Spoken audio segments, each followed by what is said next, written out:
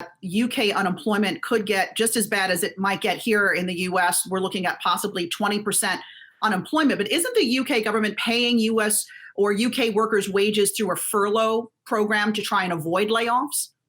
Yeah, just in the past couple of days since this scheme went live, more than 250,000 UK firms have applied for government cash to pay the wages of workers who would have otherwise been laid off. And some analysts say that's the only thing standing between the rise in unemployment that we have seen and a really, really severe Great Depression-style mass joblessness. But Dartmouth College professor Danny Blanchflower, in a report later this week, he's saying it's a bit of a mirage because these workers aren't actually working while they're furloughed. They're reliant on government support, just as technically unemployed workers are. So really, he sees them as a hidden army of the unemployed and does count them in the figures.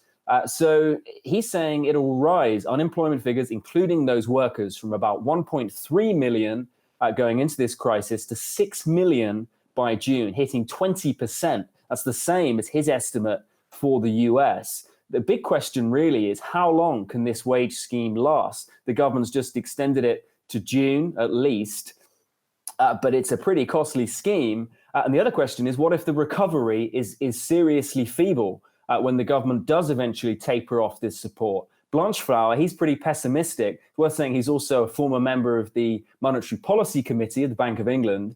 He thinks a large number of these workers do risk ultimately being laid off. So not potentially quite as much of a difference in the long run, at least, between the US and the UK. Having said that, the generosity of this support is worth stating. The taxpayer picking up a tab for 80% of the wages of those workers who have been furloughed. So they are getting a lot more support than the unemployed have done in past recessions. Alexis.